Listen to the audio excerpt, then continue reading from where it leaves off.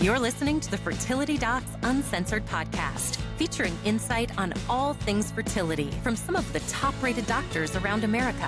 Whether you're struggling to conceive or just planning for your future family, we're here to guide you every step of the way.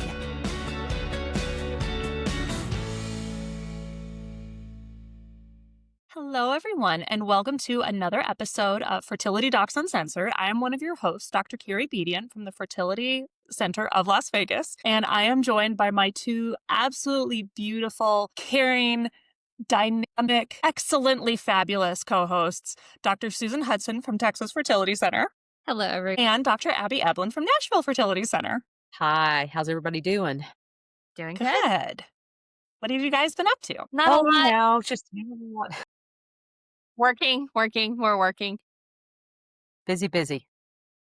I had lunch with friends the other day, and in my family, I'm known as very on top of all the work stuff. I'm very on top of all of the things that have to get done. But when you start introducing more extraneous things, that's where, that's kind of the conscious decision. And I'm not going to be on top of everything because I'm going to focus on the things that are good. So I was supposed to meet friends for lunch, and I've been listening to this podcast called Mobbed Up, which is all about the mafia history in Las Vegas.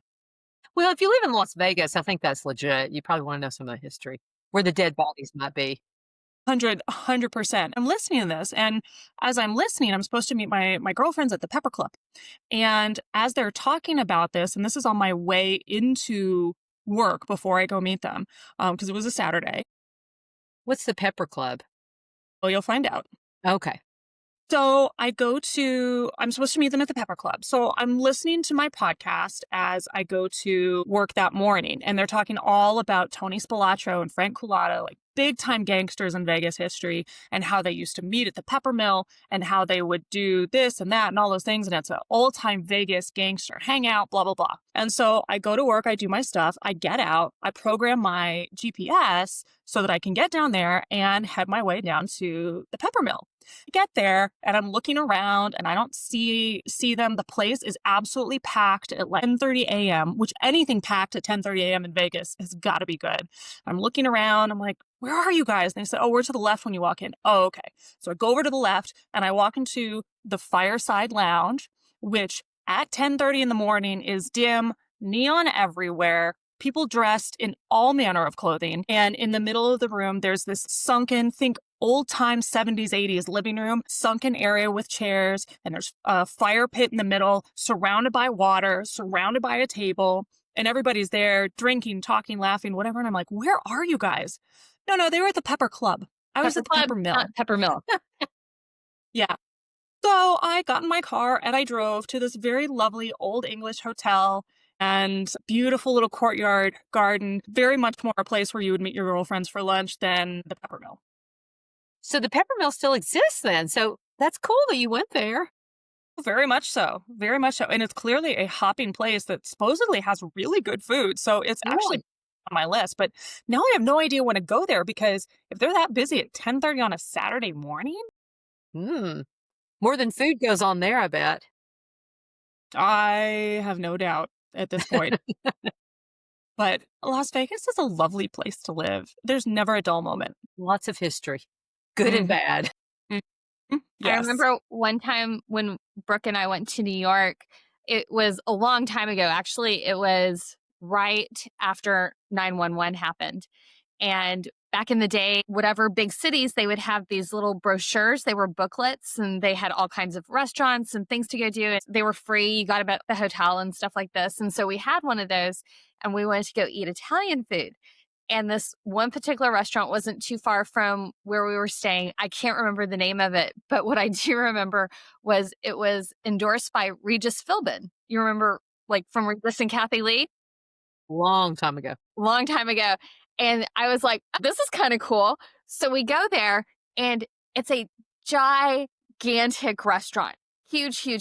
And needless to say, because it was right after 9/11, and I mean right after 9/11, there weren't many people there. I think in the front part of the restaurant where my husband and I sat, there maybe were 2 or 3 other couples. But in the back of the restaurant, it wasn't blocked off, but they had this long table, and I bet there were easily 30 people sitting at this table, and it was everything you possibly imagined from The Sopranos.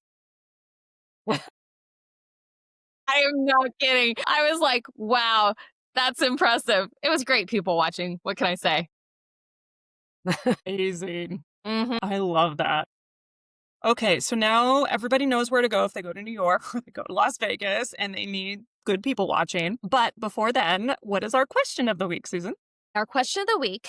I'm 29 and trying to conceive for the past 15 months. Tests are all normal. TSH is 3.08, but antibodies were negative. I ovulate on my own. Husband's semen analysis was all great except morphology was only slightly below the target. I am now on my fourth IUI with trigger and just had an IVF consult. We want 4 children, ideally wanted to conceive without IVF.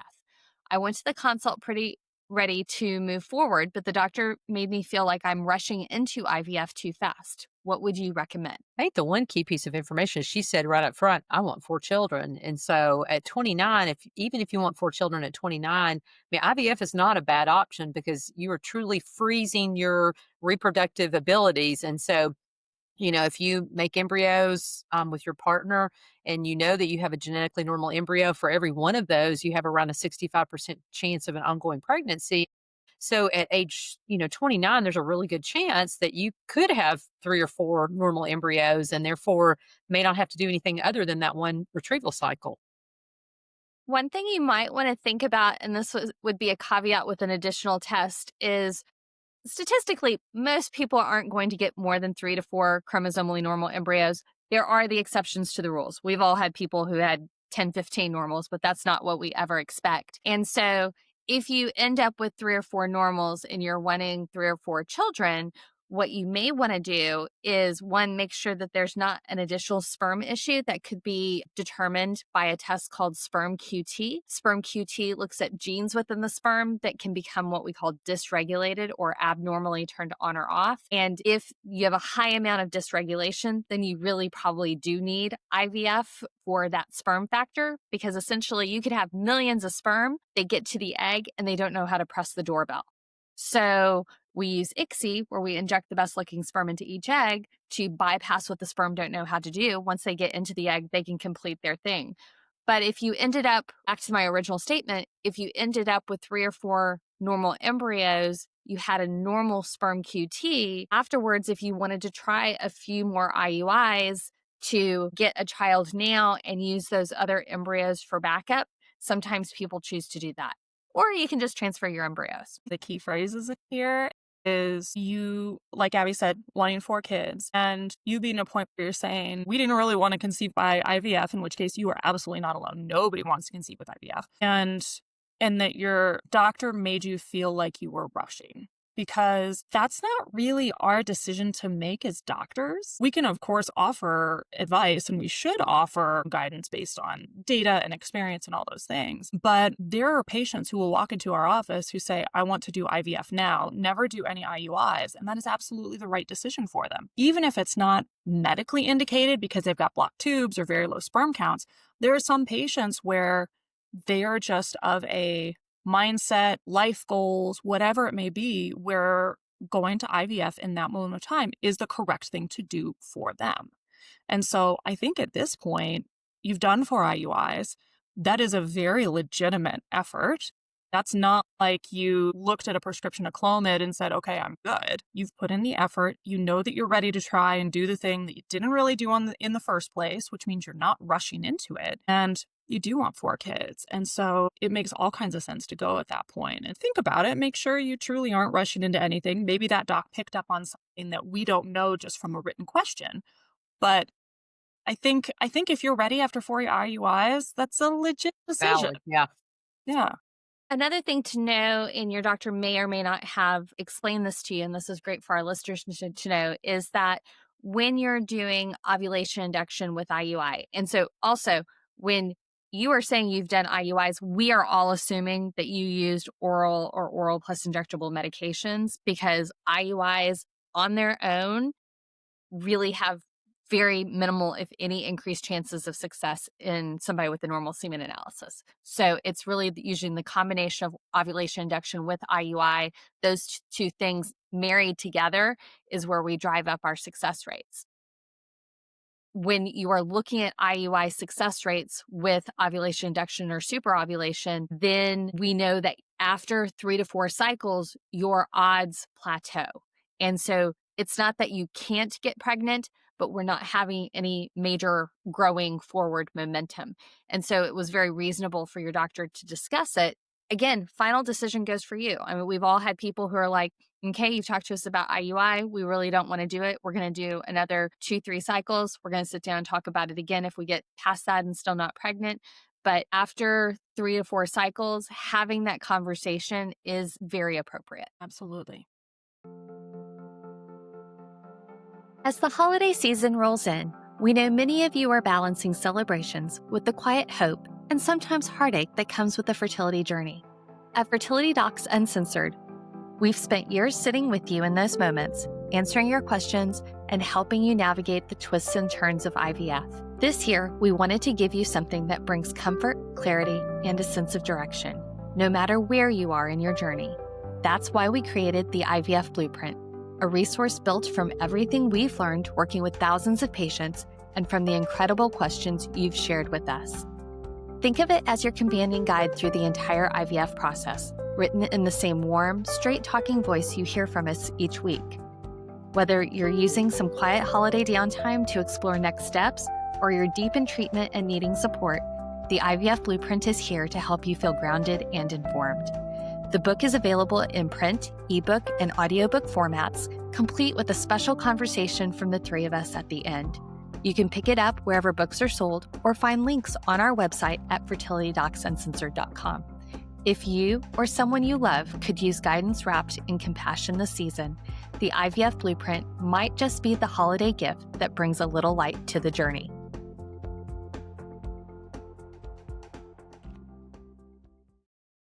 All right, so let's talk about a question that is a, wait for it, trigger question of what kind of factors go into the decision of when to trigger someone, what to trigger them with, all of those types of things. Start with the basics as always. Susan, what is a trigger shot? When we say trigger shot, what are we talking about? When your follicles are developing and they are getting bigger and bigger, different changes are happening within those follicles that we can't see, that are helping the egg develop into an egg that can possibly accept a sperm. Now, the final part of that process, it is dependent on trigger, whether it comes from your brain or from an injection, and that signals to the ovary to help the egg finally mature. And if you left it alone,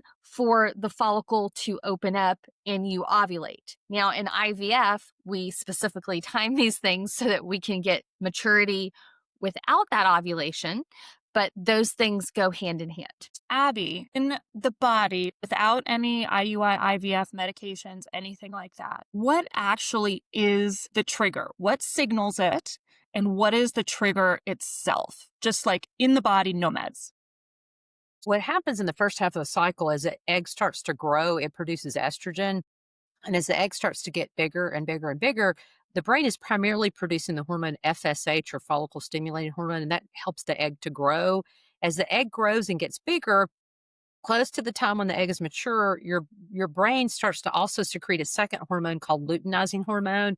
And that's the hormone that ultimately, over the course of somewhere between 24 to 48 hours, it starts to secrete in large quantities, and it sends the signal to the ovary that it's time to release the egg. So the egg sac, the follicle, breaks open and the egg comes out. If we try and give you a trigger and say you forget to take it or you somehow don't get the trigger, then a lot of times that egg will be stuck in the follicle and doesn't come out very easily until your brain produces enough of that hormone.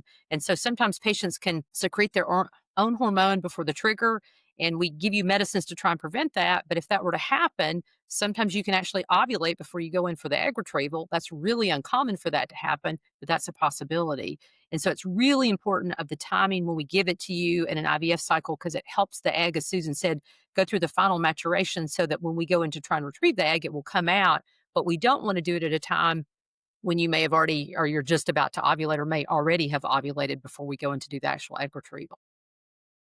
Susan, let's take a tiny little detour. Can you go through very briefly what are the ways that we make sure someone doesn't ovulate before we're ready to give that trigger? There's a couple of ways that we do this. There's a couple of medications that we use. Historically, one of the oldest ways was for us to use a medicine called Lupron or Luprolide, and we would start that either a week before or right at the beginning of stimulation. It's another injection, and essentially this Lupron helps suppress the brain from stimulating the natural LH surge, which would cause eventual maturation and ovulation. As technology and techniques have changed over the years, more and more people are using what we call antagonists, which is a different category of medicine from the Lupron. The Lupron is an agonist. A lot of us are now using antagonists. And those are often started either when follicles get to somewhere between 12 to 14 millimeters or get to a certain estrogen level somewhere, I would say, between 300 and 600. But there's a lot of variability on where people make that call. So we do that. And now in people who are going through cycles, we are often using an oral medicine called Provera or medroxyprogesterone acetate, which for those of you who may not have regular periods, we sometimes give to you to make you have a period. But if you start that at the beginning of your stimulation cycle, it's also very effective in helping prevent ovulation. Abby, what is one medication we can give to trigger ovulation? Well, we can give HCG to trigger ovulation because HCG, when you get that in the form of an injection, it actually binds to the luteinizing hormone receptor. So your body sees it basically as the same hormone that you would normally secrete on your own from your brain if your egg was ready to be ovulated. And Susan, what's another trigger med? Well, that wonderful Lupron that we were just talking about. And so Multiple purposes. It has multiple purposes. When you receive Lupron, initially you produce more hormone from your brain, especially that LH, and then it shuts down. And so if we use it in different dosages throughout different parts of your cycle, we can be very specific on what we want it to do, whether it's to prevent ovulation or to make ovulation happen. Now, a very important thing to remember is if you're using it to prevent ovulation, you cannot use it to cause ovulation. It doesn't have that same effect. So a major reason why we have gotten away from using Lupron as an ovulation preventer is that a lot of times we use it to trigger that ovulation, and thereby it helps down the road prevent a condition called ovarian hyperstimulation syndrome, or OHSS. Yeah, and I would echo that is a huge, huge, huge benefit because before we realized that you could use Lupron in that way, and it did shut down hyperstimulation syndrome, I mean, we would have several people a month that would come in with hyperstimulation syndrome and several people a year that would have to get admitted to the hospital. So giving a Lupron trigger works fabulously, particularly for young women who have really high estrogen levels, because as we start to grow the eggs grow together. And as they grow together, they start to make lots and lots of estrogen. So young women are really at big risk for hyperstimulation syndrome, particularly if they have high estrogen levels. And that Lupron trigger does a fabulous job of shutting all that down and really minimizing the risk of hyperstimulation syndrome. Big news for the Bay Area. Reproductive Science Center of the San Francisco Bay Area is expanding. A brand new state-of-the-art IVF lab is now open in Menlo Park, RSC's second in the region. With advanced fertility treatments, a high success rate, and flexible financial options, RSC helps hopeful parents take control of their family building journey. Visit rscbayarea.com to schedule your consultation. RSC is proud to lead the way in West Coast fertility care. For our listeners who are like, Oh my goodness, I'm getting so confused on when you use Lupron and when you use it in different types of situations. Know that in our book, The IVF Blueprint, we have a whole chapter. What chapter, ladies, is it that we talk all about medications? Chapter 3, Will the Meds Make Me Crazy? There's also the stimulation meds, which is chapter 7. Gary's going to figure it out for us. Chapter 3 and chapter 7 are going to be the two big ones. And then we also talk about the medications we use for transfer in 13, and that's got some Lupron stuff in it too. So it's scattered all throughout the book because all throughout the book, which is part of the reason why it's confusing, but a delightful, helpful med. And not everyone may think that it's delightful because it can cause hot flashes and mood swings, and it doesn't necessarily make you feel amazing. But when it's a baby you want, what we're going for, it is a very valuable medication. Absolutely. So what of these two medications, if we're talking about an IUI trigger, which one of these are you going to use for an IUI trigger? We're going to use an HCG trigger when we're doing IUIs because if you use the Lupron, it can change the endometrium and make it not hospitable for implantation or a little embryo to nestle into the lining of the uterus. So that's what we would use with an IUI trigger. And that's what we would do if we're doing a fresh transfer, although a lot of people are doing fewer and fewer fresh transfers out there. An HCG trigger is generally what's recommended. There's a few doctors out there who will do a Lupron trigger and try to do some rescue medications, but I don't know how effective that is. So Abby, sticking with IUIs for the moment, when would you give a trigger in the setting of an IUI cycle? So generally in IUI cycle, we bring patients in to look and make sure that the fluid-filled sac around the egg, the follicle, looks like that the egg contained inside is mature. So we measure the size of a follicle. Generally, if it's 17, 18, 19 millimeters, somewhere in that range or higher, we would go ahead and have the patient take the trigger shot. And then ultimately in our practice, we have patients come in around 24 to 36 hours later for the actual IUI procedure. Okay. And that can definitely vary from practice to practice. Like in ours, we tend to go a little bit later on that one. Like we'll give more hours between the trigger, usually somewhere prior to 40-ish, give or take a little bit. Susan, if you're giving a trigger for an IVF cycle, Mm-hmm. how do you know when to give that trigger? The major determination is going to be based on the size of the follicles, just like we talked about with IUIs. Based on knowledge out of Fertility Center of Las Vegas and some of their great papers, we also know that back in the day, we used to trigger around 18. And we tend not to do that. We tend to let follicles get bigger, 22, 24, 26, even sometimes close to 30, because we're looking at the entirety of the cohort.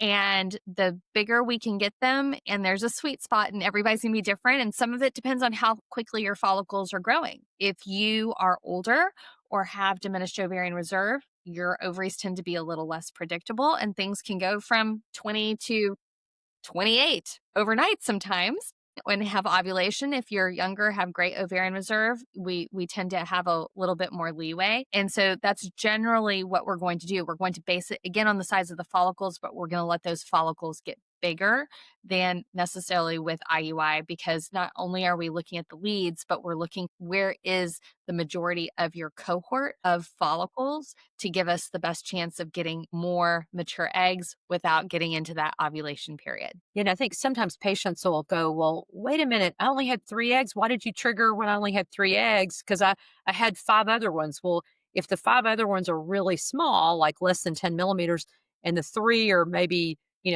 18, 20, 25 or something like that, then we know that if we push you further, we run the risk of you losing all 3 of the big follicles. And the small follicles may be so small that we know that they're not going to grow enough to ever make a mature eggs. Sometimes when I see patients and they come in, they're like, I just don't understand. I had 8 eggs and you only are saying I'm going to get 2 or 3. And that's why, because the size of the eggs really matters in terms of trigger and in terms of having a mature egg at the time of retrieval. So, what are the differences in the instructions that we give in trigger between an IUI and an IVF cycle? Like, what's kind of a characteristic set of instructions for an IUI versus a characteristic set of instructions for an IVF trigger? Generally, with trigger with IUI, we encourage you to have intercourse. And for IVF, we really don't want you to, because we don't want you to accidentally get pregnant with a plethora of babies. And so that's going to be one of the biggest differences between the two. I think another big difference is we're very, very, very specific when you're doing IVF about when you get the trigger shot and when you come in for your egg retrieval. Whereas with IUI, like Carrie said, it can vary a little bit. And, we know sperm can survive in the female reproductive tract for one study many years ago showed even up to 5 days. Now, the average person, the sperm survives on the reproductive tract for 2 to 3 days. And so we're not as adamant about you have to come in this particular hour in order to have your IUI, because we know the egg can still be, surviving in your reproductive tract. But with IVF, we want to optimize the shot in that we know that you're still going to have eggs there, meaning you're not going to have lost the eggs or ovulated the eggs. But we also want to do it at a time where you've had the benefit of that medicine to mature the eggs to make it easier for the eggs to come out when we do the egg retrieval. Another thing, when you do your trigger for IVF, you are more likely to be asked to do some sort of post-trigger monitoring, whether that's peeing on a stick, whether it be an ovulation predictor stick or a pregnancy test, or going in for lab work. And this is one of those things that this is going to vary widely. I know this varies widely even among our 3 practices. If for IVF, if we do an HCG trigger, we don't generally do labs. But if we do a Lupron trigger, we always do labs. I would say most people don't do post-trigger labs for IUIs, though I'm sure there's some places that do, but I would say that's much less common than when you're doing your trigger for IVF. And it's pretty rare that these triggers don't work. Most of the time when we're giving an HCG trigger or a Lupron trigger, even if we were to not do any kind of check afterwards, the vast majority of the times are going to work. What we are really looking here to do is to prevent those cases where you have an under response. Like, there will be a very small grouping of people, usually less than a handful, a year, where we give them a Lupron trigger and the level just doesn't increase. And it's a surprise. There's some patients where we know we can't give those, but there will be a few patients where we give it, we expect a response, and we don't see one. And in those cases, you've got a couple of options of what to do.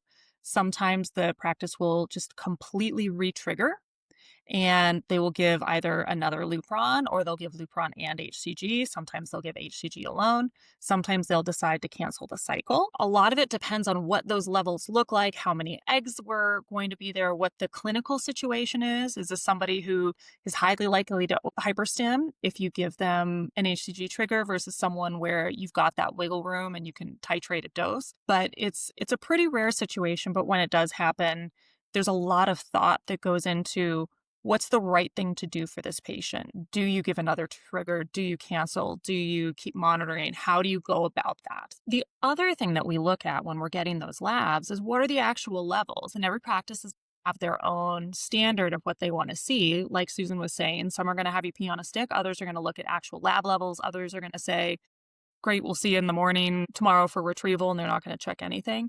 But your center will have an idea of what their thresholds are for what they want to see in that trigger to say, yes, this is very reasonable to go ahead, versus, I'm a little bit more worried about what's going to happen next.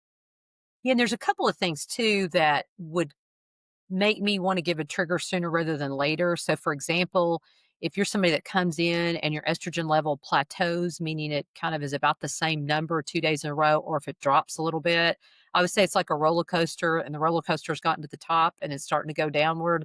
Typically at that point, we make the call to trigger you. In some situations, if there's a really large drop, that's the situation like Carrie was saying. Sometimes your doctor may decide to cancel your cycle because they're so worried that you've ovulated. In our practice, a lot of times we'll bring patients in earlier, an hour or so early before the egg retrieval, and just look, make sure that has not happened, because that's never a happy conversation to have with anybody, particularly after you've already been put to sleep. And we realized it after that had already happened. So we always like to check that ahead of time. The other thing I always look at is if you've done an IVF cycle before, because there's no better control than you yourself. So to look and see how you did when your estrogen level was a certain amount in the previous cycle gives me guidance as to whether or not I think, oh gosh, we shouldn't go another day, or maybe we should go another day because maybe her eggs that were normal size just didn't do great. They weren't very mature. So maybe she would benefit from an additional day of medication. So there's always those little nuances that can make your doctor decide one way or another in terms of the trigger. So we've talked a little bit about who should not get certain triggers, and HCG, really the big indicator is if there's any risk of hyperstimulation, especially if you're going to do a fresh transfer, those types of things, you want to really avoid HCG in someone who might hyperstimulate. When would you want to avoid Lupron? You would want to avoid Lupron in somebody that you would not expect it to be successful. So if you have somebody who has what we call hypothalamic amenorrhea, these are people who are marathon runners, people who have had eating disorders, are people who sometimes that access doesn't work. People who have severe chronic diseases, I've been burned by that one, that have been on birth control pills essentially their entire reproductive life. And it's not because they're on the birth control pills, it's because I couldn't do the testing to show me what their LH is doing naturally. And so that's another big one. People who have midline defects. So if you have had a history of cleft lip, cleft palate, and it's along the midline, those are other people who we most often are not going to have a successful Lupron trigger. And so because of that, in those people, you are probably going to be stimulated more gently. And it's not because we don't want you to have lots of eggs, it's because we want to be safe. Safety is always number one. Pregnancy is always number two. And we want things to turn out the way we want them to. And I think what you're saying is a lot of times those young patients have lots of eggs, and if we give them HCG, they really have high estrogen levels and they're much higher risk for hyperstimulation. But unfortunately, like you said, in those kinds of patients, that's the only option we have. We have to do an HCG trigger. One other group of patients where it's really helpful to give an HCG trigger is if they've had any sort of pituitary or brain radiation before. So brain cancer patients, any kind of major pituitary surgery. There are certain other defects, particularly regarding the eyes, that can be a tip off of the pituitary is not working the way that it should. That's another big group where we don't expect that Lupron trigger to work. When you give these triggers, what do you guys think about doses? Are these for Lupron and HCG, are they one size fit all doses, or are they person to person? For HCG, it's way more variable than your Lupron trigger. Lupron triggers, there's some variability in what people use, but I don't think that's nearly as technically savvy as what you can do with an HCG trigger. With an HCG trigger, sometimes we can give you more of a whiff of HCG if we're concerned about. And there's some people that need a whopping big dose of HCG. Some of that's going to depend on your weight. If you are a much larger individual, you're somebody who's probably going to need more HCG. But some of this is really an art to the science of what we're doing. Do you guys tend to use double triggers at all? Yes, I do. So in older patients, a lot of times if the estrogen level is not very high and it's a patient that's late 30s, early 40s, then yeah, I do think Avidril triggers, I do think they help the maturity of the eggs more. So I do tend to give those in patients that I think don't have many eggs and that may benefit from that. But for younger patients, I try not to give double triggers in young patients with high estrogen levels ever.